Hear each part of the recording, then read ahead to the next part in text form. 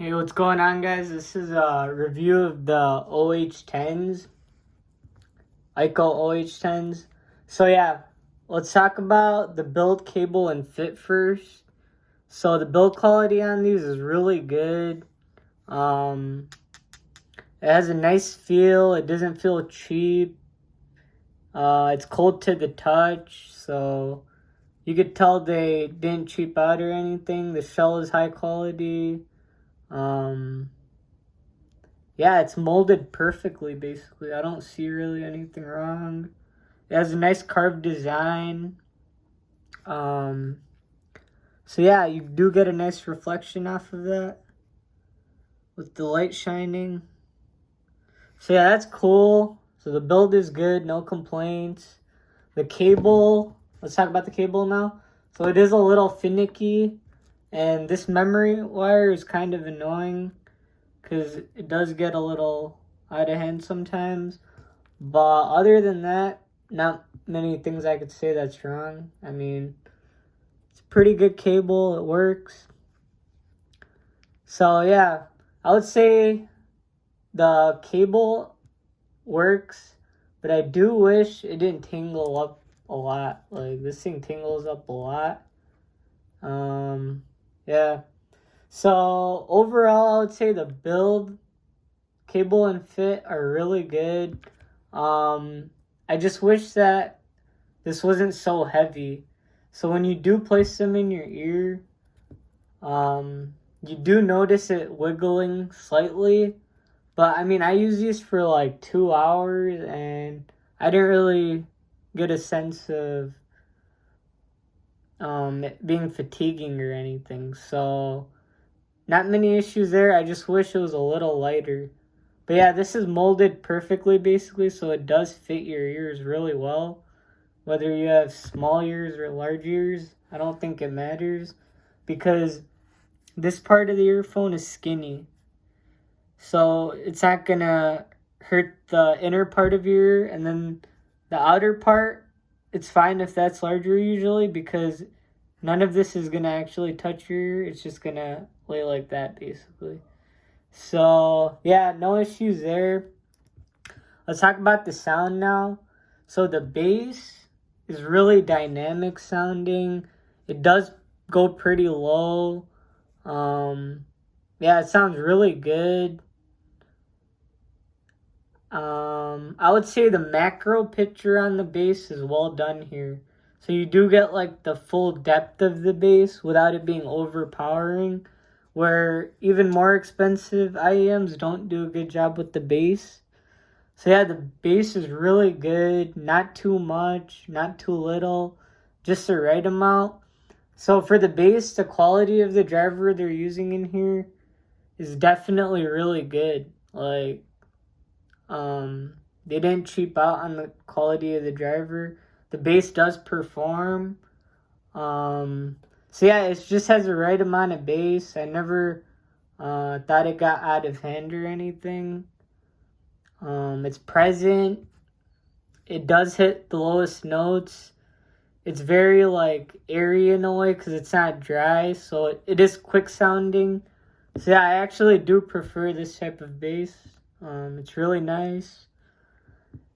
And yeah, that's the bass. Now let's talk about the mid-range. So the instruments on here sound exceptional.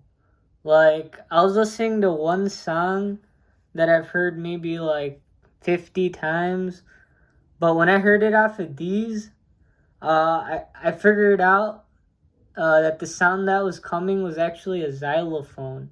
So I don't know, I couldn't pick that up on different pairs for some reason. But yeah, so the mids are actually really, really good. The vocals are very analytical, but not too shouty. So it's very well done. You do hear all the micro and macro contrast to the vocal. So the upper mid range is present and clear. The lower mids are again present and clear. So the body of the mid range, like the vocals and the instruments, are really, really well done on this. Yeah, I would say I haven't heard that many iems in this price range, so mostly all the iems I have are slightly more expensive, but yeah, for the price, this is really, really good.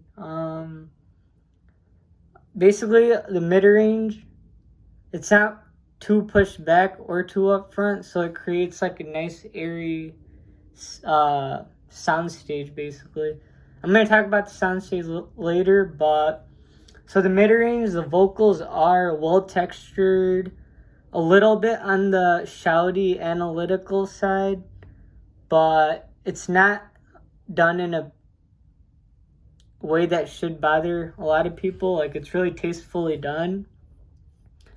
So yeah, every time I play any instruments, they just sound full, lively, and I can picture it happening, like the sound.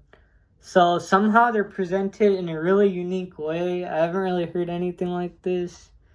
So yeah, I really do like it.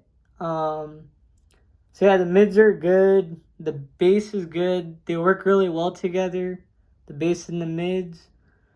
So yeah, let's talk about the highs. So I would say the treble is decent, but it could be a little more refined.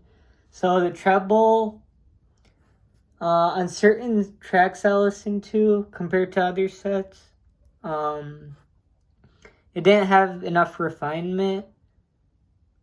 But overall, I would say if you don't like treble, stay away from these, because this does have a decent amount of treble.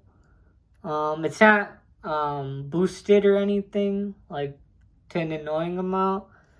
But I would say, people are calling this IM a V shape. I would say it's a slight V shape, maybe, but like I have the Moondrop variations, so those remind me of the actual V shape. But for some reason, these are like the Moondrop variations in a way, where they have a slight V shape. But I don't know, perception-wise, I think the variations has a more of a V-shaped sound compared to these for some reason. So yeah, anyways, that's what I think about the sound. So the highs, compared to some other IEMs, they're not going to be as refined. It's more raw sounding. So it does have like a analytical type of treble, where if the tracks aren't recorded properly, it's going to show up. So yeah, on tracks that it's recorded exceptionally, I didn't really get a sense of boosting of the treble or anything. So yeah. Let's talk about the detail, imaging, and soundstage. So the detail is pretty good on these. Compared to like the C Audio Yume, this does have a wider soundstage. Everything's slightly more spread out. But one thing to note on these is the imaging is exceptional. Like, it just paints like a picture really, really well. So every time you're listening to like a really well recorded song, everything just pops like in a unique way. Like, it doesn't sound extremely right left channel wise, but it sounds really tall and grand, where the C Audio really doesn't do that. So this is a really grand sounding IEM in terms of imaging. For some reason, it just gave me really good imaging. Again, like the instruments just pop in a way where it sounds really like, I don't know, lifelike. Cause I'm not like too experienced on picking apart instruments, but for some reason, this IEM presented the instruments in a really realistic manner. So yeah, I would say the imaging is exceptional. For the price, I haven't heard anything that great. So the soundstage, I would say, is slightly above average, but nothing too crazy. I still think the imaging is better on these. So yeah, so like the C Audio Yume, it's gonna have a more neutral sound, less treble, good mid-range, but the C Audio Yume is still gonna sound more tonally accurate, where the OH10s are slightly more boosted. So, yeah, I mean, honestly, they're both really good iems. This just has a better quality. Now, I don't know about quality, but the mid-range itself, it sounds more natural, like more realistic in the vocal region, where this one sounds a little bit on the analytical side overly. I'm not sure, but yeah. So the Yume is definitely more natural, like lifelike in the vocals, where this one's like, I guess, more dry sounding and shouty, but not too shouty, like just tastefully done. So yeah, these are really, really good. Honestly, if I had to pick between the Yume and these, I want both because this does the vocals in a perfect manner. Yeah, I can't, for some reason, this is always staying with me because it sounds really good. And there's not really any issues with this in the vocal regions. So this one does an exceptional job with the imaging. Vocals sound really, really good, full bodied. Where other IEMs that could cause a double or triple, these two won't have the full bodied mids. So honestly, I do like these. And yeah, hopefully you guys found this review helpful. And take care. If you have any questions, let me know.